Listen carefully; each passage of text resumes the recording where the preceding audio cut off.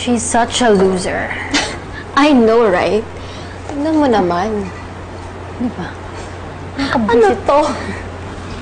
Ma'am Celeste, may bisita po kayo. Sino? Pasok po kayo. Celeste, bakit mo ginawa yun? Ano na naman pinagsasabi mo? Bakit mo ko sinisiraan? Ano ba sinasabi mo, ha? Hindi kita maintindihan eh. Deadma ka pa. Ikaw lang naman yung kilala naming super bad na kayang gumawa nun sa kaibigan ko. Umamin ka na kasi. Bakit ba ang hilig mong awayin ako? Bakit ba ang hilig mong pahiyain ako? Because you're a flirt. Hindi lang si Adrian nilalandi mo, pati daddy ko. Kaya kahit silang dalawa nag-aaway ng dahil sa'yo, I really hate you!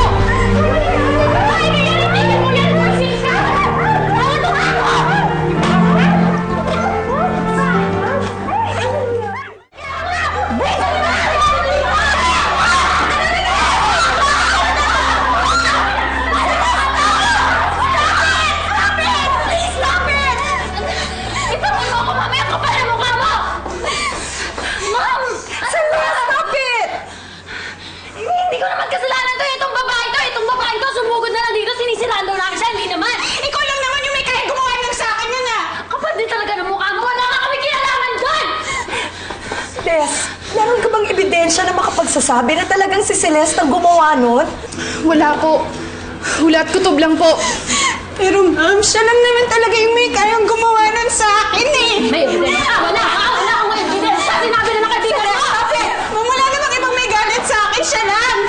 Tess, sa ulitin, huwag kang pagbibintang lalo na't hinala lang ang meron ka.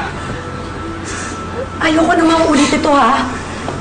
Sa susunod na sumugod kayo dito at susugurin niyo pa yung anak ko na wala kayong hawak na ebidensya. Ako na mismo ang makakalaban niyo. Sorry po. Sorry? Kapal ka! Sorry! Lahat sila! Katapos mo sumugod dito! Umalis ka! Lumayas kayo! Walang iya kayo! Kakala na kayo punta dito, ha? Tama na! Tama na! Anak!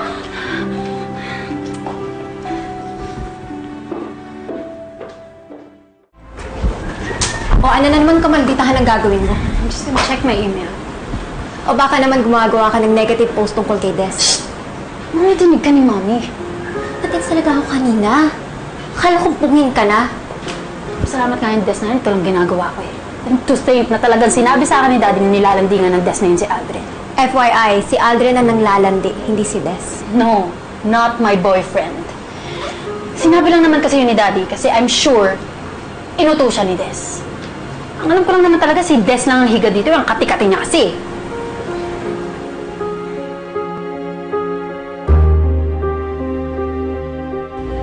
Uy, ano ka?